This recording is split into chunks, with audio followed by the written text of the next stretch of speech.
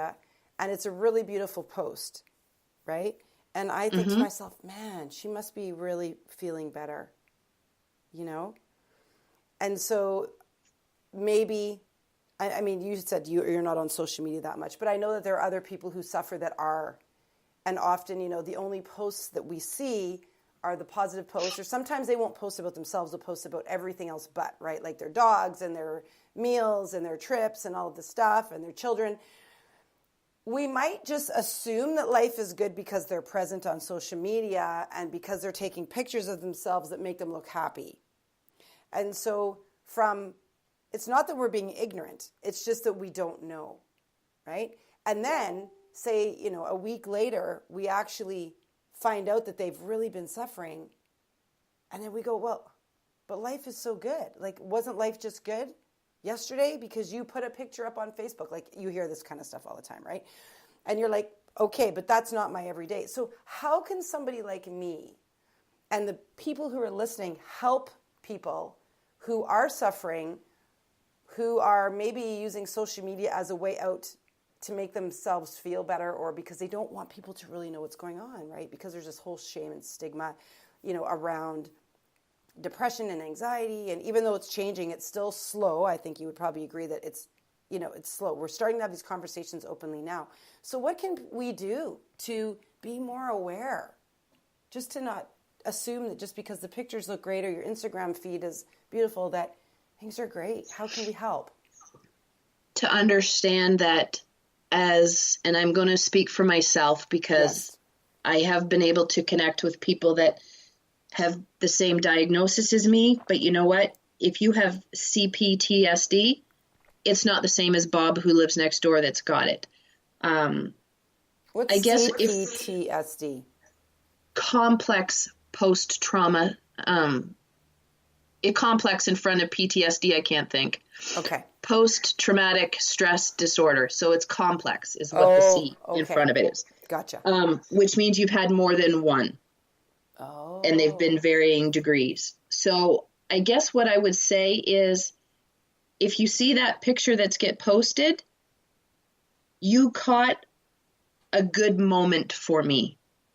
I function daily, minute by minute, not hour by hour. I function minute by minute.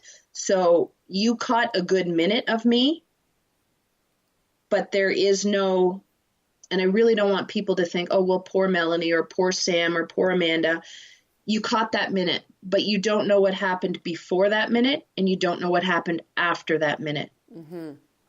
So there are times where, I guess, my vacation this year, my husband took me on an amazing vacation. There were times where I was in my room early and I was crying because I wasn't okay. Right. So it wasn't a case of I'm standing in my own way of my own happiness and I don't want to be happy and I don't want to enjoy these things. It's, I guess Michael Landsberg said it best. Depression causes you to have the inability to feel joy.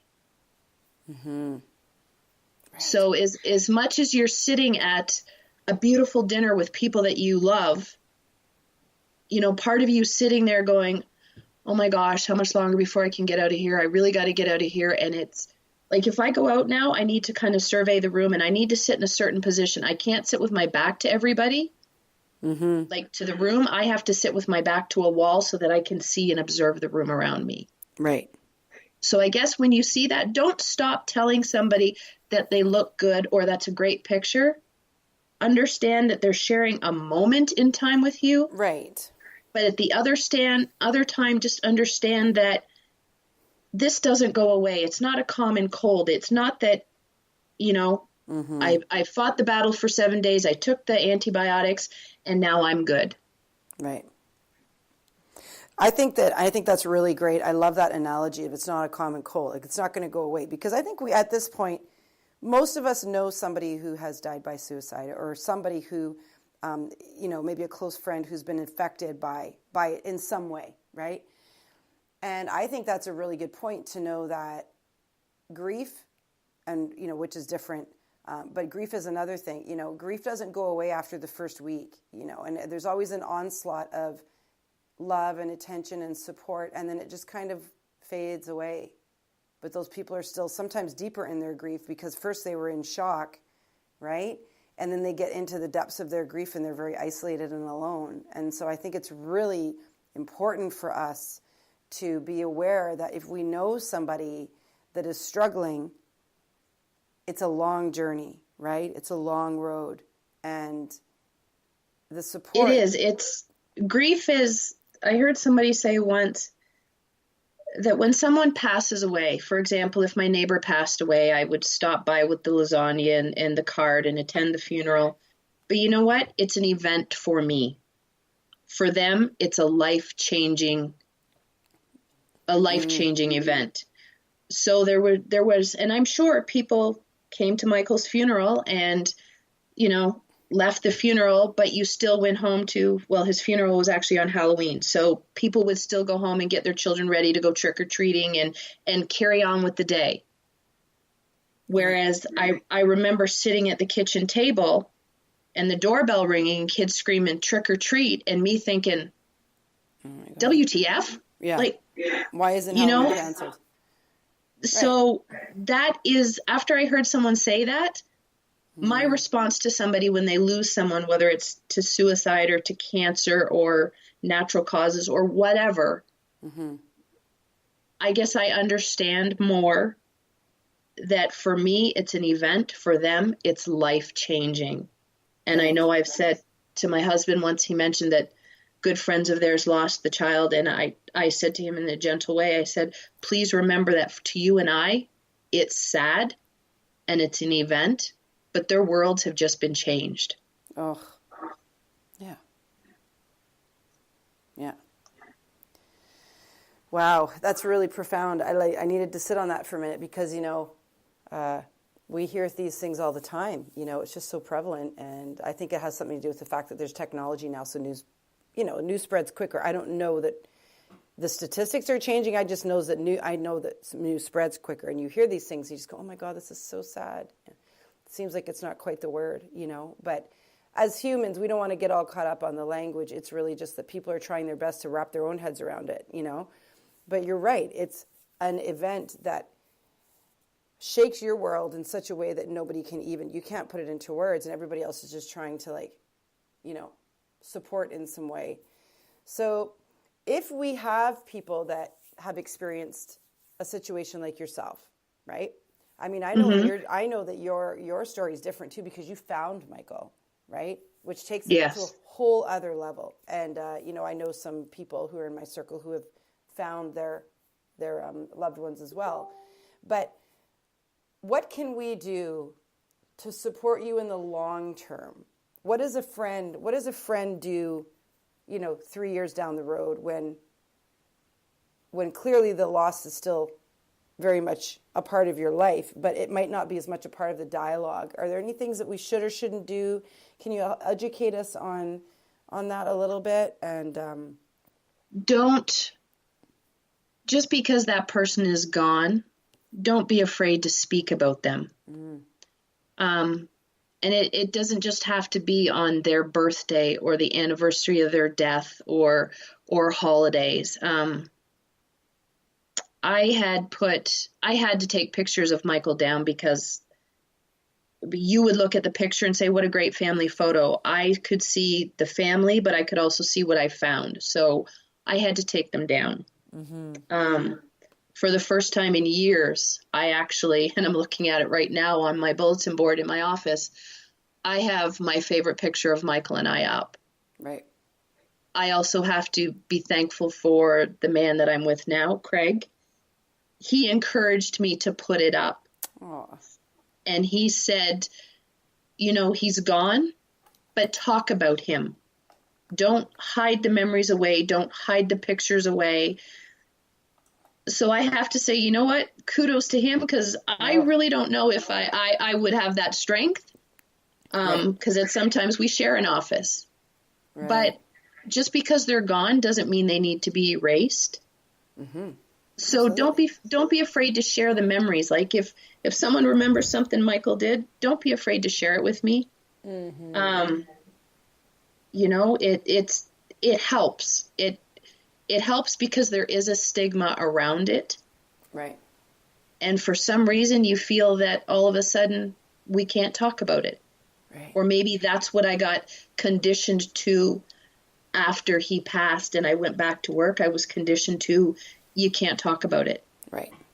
But I've come to realize that that was a constant trigger for me every day because I had to go where we worked together every day. I didn't realize it, but I avoided the parking spot we always parked in.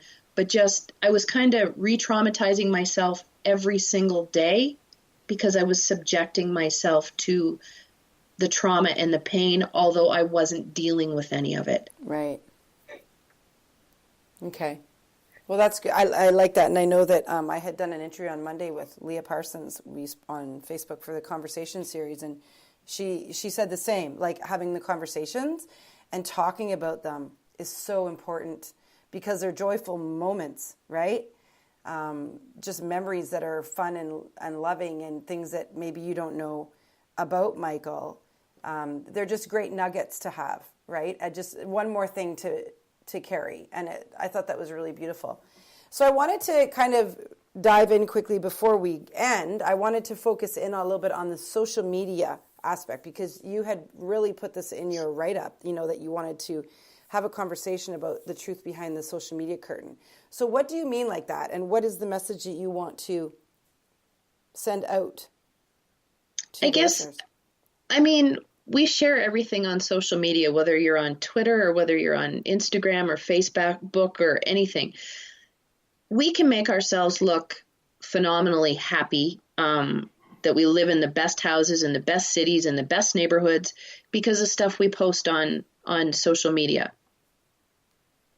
So I guess if we're opening up the conversation, just appreciate what someone is sharing with you, but also don't come back with the, oh my goodness, I had no idea, because, I can put my makeup on every day and you can look at me and say, oh my God, you look amazing, but you have no idea what's going on in my head. You have no idea the battle that I'm fighting. You have no idea how hard it is to answer the phone if I answer the phone.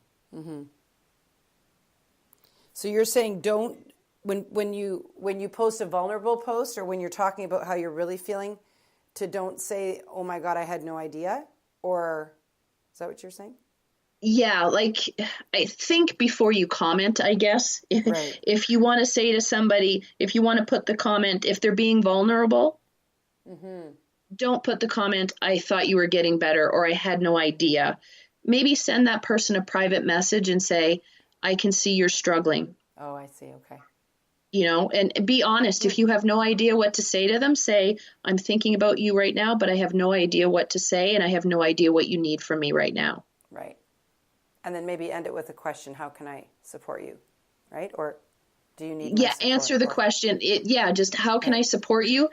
If they don't answer, if I don't answer, don't take offense. Right. That's important. Don't take offense. I'm not answering because I can't. Right. Oh, I love that you said that. Don't take it personally, right? I was just having a conversation with a woman this morning, and she's going to have a tough conversation with somebody. And I said, just tell that person, I said to her, don't take it personally how they respond or react. And we often do, right? Because we always want things to be like human nature is that we want things to go well, and we want people to accept our olive branch or accept our reaching out of our hand, right? We want them to say, oh my God, oh my gosh, yes, thank you so much. But you had said earlier, there are days where just getting out of bed is an effort. And so having to respond to somebody else's kind of like offer might be energetically just too much. And maybe you don't even know what you want, right? So I don't know how you can help me isn't always the most productive. But I guess on the other hand, just saying, I'm not really sure, but thank you for reaching out is a way to respond, right? But the point is that you're saying don't take it personally if you don't. And that's super important. Exactly. There's days I don't have the ability to make a decision. So right. I can't I